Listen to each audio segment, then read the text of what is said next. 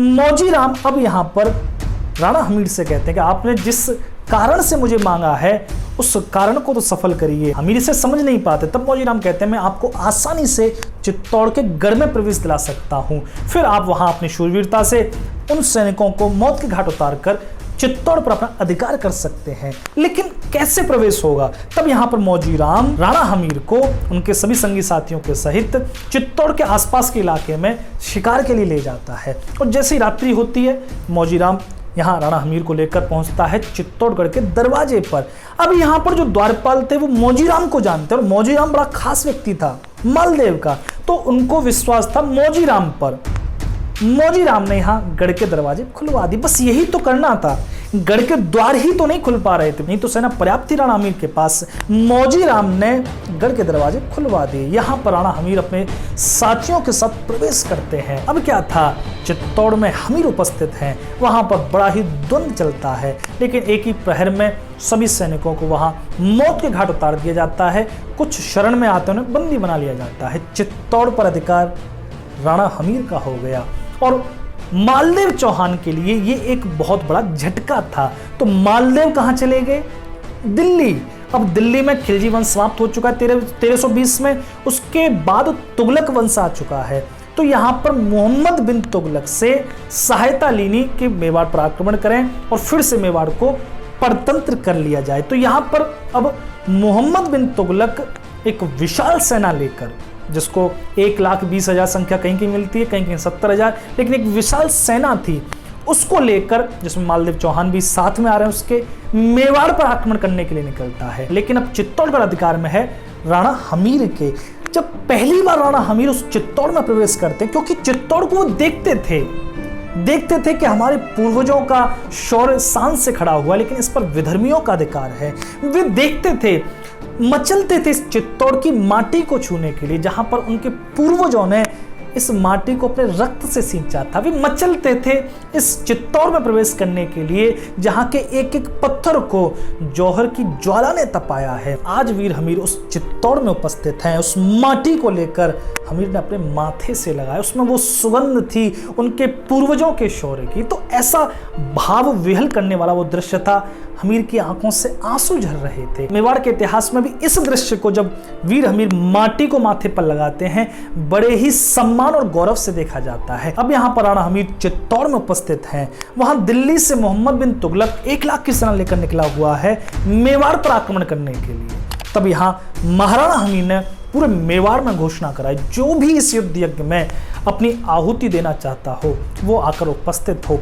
पूरे मेवाड़ से प्रत्येक 18 वर्ष से ऊपर का युवक वीर दौड़ पड़ा महाराणा की सेना में सम्मिलित होने के लिए, क्योंकि वो जानते थे आज अगर हम नहीं लड़े, आज अगर हम स्वाभिमान के लिए नहीं जूझे, तो ये विधर्मी फिर आएंगे, फिर अत्याचार, फिर अन्याय इस मेवाड़ पर होगा। तो यहाँ पर धीरे धीरे करके जो सामंत भी छोड़कर जा चुके थे मेवाड़ को, वो भी लौटने लगे।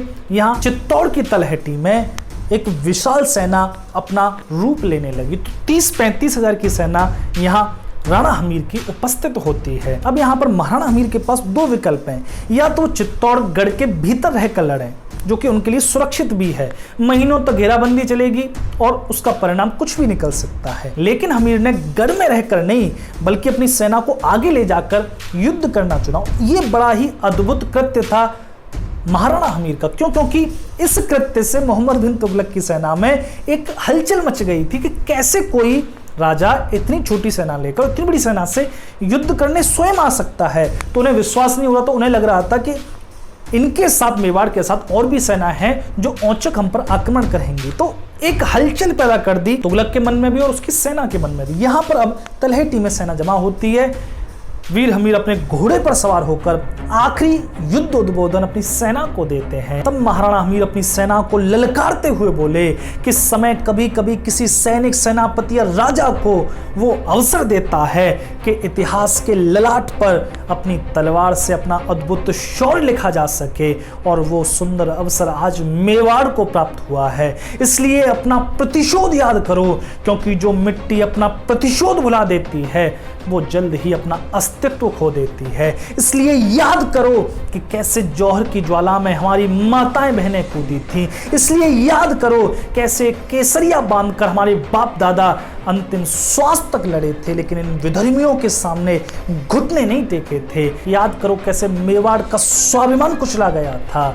आज पीछे हटने का कोई विकल्प हमारे पास नहीं है। इसलिए प्रतिज्ञा करो महादेव के चरणों में, या तो विजयश्री का वर्ण करेंगे या फिर वीरगति का। जब ऐसी ललकार महाराणा हमीर ने अपनी सेना को दीनी, तो कौन ऐसा सैनिक होगा जिसकी भुजाएं न फड़की होंगी? कौन ऐसा सैनिक होगा जिसकी रक्त धमनियों में उबाल न आया होगा? हर हर महादेव का उद्घोष चित्तौड़ की घाटी में गूंजने लगा। महाराणा हमीर अपनी सेना को लेकर निकलते हैं। यहाँ सिंगोली गांव में पड़ाव डाले हुआ था मोहम्मद बिन तुगलक। यहाँ पर महाराणा हमीर भी सिंगोली से 20 कोस पहले अपना शिविर लगाते हैं। यहाँ गुप्तचरों ने आकर सूचना दी, तुगलक को पता चली 20 कोस पहले मेवाड़ी शिविर लग चुका है। यहाँ तुगलक को भी लग रहा है और सेना को भी लग रहा है कि युद्ध एक दिन बाद में होगा। बस यही एक चीज थी जहां पर तुगलक चूक गया। जैसे रात्रि हुई, यहां पर महाराणा हमीर अपनी पूरी सेना को लेकर दौड़ पड़े सिंगोली की तरफ। धीरे धीरे रात भर में उन्होंने पूरी तुगलक सेना को घेर लिया।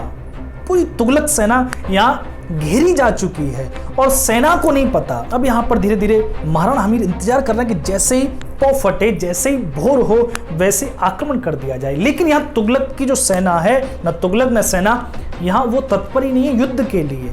लेकिन यहाँ पर मेवाड़ी वीर पहुंच चुके थे। जो ये विधर्मी हमारे राजाओं के साथ चाल चलते थे, आज महाराणा हमीर ने इनके ही साथ चल दी। जैसे यहाँ पर भोर का वो पहला तारा डूबा, महाराणा हमीर के एक इशारे पर उनके 35,000 सैनिक एक साथ टूट पड़े यहाँ तुगलक की सेना पर। बस क्या था, हर हर महादेव का उद्घोष चारों ओर गूंजने लगा। यहाँ ये इतना औचक आक्रमण हुआ था कि तुगलक की सेना को विश्वास नहीं हो रहा था। तुगलक की सेना वहां काटे जा रही थी, तुर्क काटे जा रहे थे। अद्भुत शौर्य का परिचय वहां मेवाड़ी वीरों ने दिया, क्योंकि सेना करीब करीब 2.5 गुना थी तुगलक की मेवाड़ की सेना से। लेकिन यहाँ पर इस एक आक्रमण से, इस औचक आक्रमण से मेवाड़ की सेना भारी पड़ चुकी थी। यहाँ पर धीरे धीरे तुगलक की सेना इकट्ठी होती है और घोर शोर संग्राम शुरू हो जाता है। सुबह से धीरे धीरे दोपहर हो आई, सूरज आग तप रहा है आकाश में, और यहाँ मेवाड़ी वीर अपना प्रचंड युद्ध कर रहे हैं, अपना चरम का युद्ध कर रहे हैं। मेवाड़ी वीरों के लिए अब पीछे हटना नहीं हो सकता था।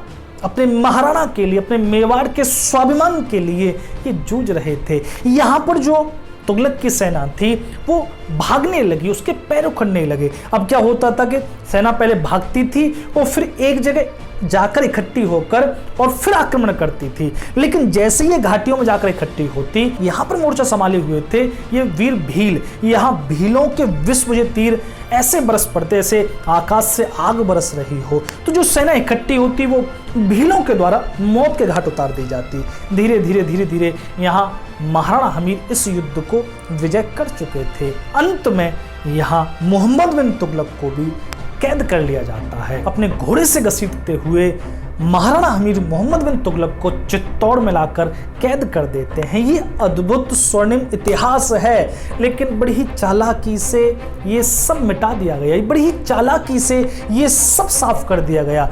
आप भी एक सुन रहे हैं तो आपको भी शायद ये कपोल कल्पना लगे, लेकिन इसके शिलालेख उपस्थित हैं कुंभलगढ़ में, इसकी प्रशस्तियां उपलब्ध हैं। लेकिन इन जो विधर्मी इतिहासकारों के से कोई लेना देना नहीं था। युद्ध अगर आप जीत गए तो उसका तो वर्णन ही नहीं करना। हमें सारे के सारे युद्ध हारे हुए पढ़ाए जाते हैं। जिन युद्धों को हम हार गए उनमें हमें सूरवीरता दिखाई जाती है, लेकिन जिन युद्धों को हम जीते उनमें हमें सूरवीरता क्यों नहीं दिखाई जाती? यहाँ पर महाराणा हमीर मोहम्मद बिन तुगलक को करीब 6 महीने के लिए कैद करके रखते हैं चित्तौड़ में। लेकिन आप देखो कि चित्तौड़ पर फिर कोई आक्रमण करने के लिए आता ही नहीं है दिल्ली से। इसका मतलब क्या था, इनके पास भाड़े की सेना होती थी, और वो सेना हमारे ही हिंदू राजाओं की थी। जैसे मालदेव चौहान खुद लड़ रहे थे, और मालदेव चौहान जैसे न कितने सामंत, कितने राजा इनके साथ लड़ते थे, तभी तो ये लड़ पाए हमसे, वरना इतनी सेना लेकर ये बाहर से नहीं आते थे। हमारे राजाओं को लोभ देते थे, उनसे सेना लेते थे और हम पर आक्रमण करते थे। तो यहाँ पर 6 महीने तक कैद करके रखा और फिर यहाँ पर संधि करते हैं। बस इसी में हमारे राजा महाराजा चूक जाते हैं। संधि की गई जिसमें 50 लाख का जुर्माना लगा, 5000 घोड़े देने पड़े, 100 हाथी देने पड़े और यहाँ अजमेर, रणथंभौर, शिवपुरी, मतलब बहुत बड़ा इलाका, इतना बड़ा इलाका जो मेवाड़ के पास पहले कभी नहीं था। सिंध तक यहाँ सीमा लग गई थी, मालवा से लेकर सिंध तक। मालवा का भी बहुत सारा हिस्सा यहाँ महाराणा हमीर के पास आ गया था। तो उस समय महाराणा हमीर ने मेवाड़ को अपने चरम पर पहुंचा दिया। यहाँ इस मोहम्मद बिन तुगलक को छोड़ दिया जाता है इन संधि शर्तों के साथ। आप देखो कि मोहम्मद बिन तुगलक ने फिर आक्रमण नहीं किया मेवाड़ पर। और मोहम्मद बिन तुगलक का अगर आप गूगल पे मैप देखोगे तो देखोगे कि पूरे भारत को ही दिखा रखा कि इसने सब जीत लिया। लेकिन मोहम्मद बिन तुगलक विजयनगर से हारा था। उसको नहीं दिखाया जाता कि विजयनगर का साम्राज्य था जिसको बुरी तरीके से मारा था मोहम्मद बिन तुगलक को। वहां कांगड़ा के पृथ्वीचंद राजा थे, वो इसको बुरी तरीके से मारते। मेवाड़ तो इसको धूल में मिलाता है। लेकिन मैप बनाने वाले, इतिहास रचने वाले, स्कूलों में हमारे इतिहास में ये सब इतिहास डालने वाले, हमारे भीतर ग्लानि उत्पन्न करने वाले इतिहासकार, और उनका वो इतिहास हमें आज कूड़ेदान में डाल देना चाहिए। मैंने यहाँ तक वीर हमीर, महाराणा हमीर की बात करी। यहाँ तक आपने इस वीडियो को सुना, आप सभी का हृदय से धन्यवाद है। वीडियो अच्छी लगे तो इसको लाइक करें, शेयर जरूर करें। अब आप इस चैनल को सपोर्ट भी कर सकते हैं। तो बहुत बहुत धन्यवाद। जय श्री राम, हर हर महादेव।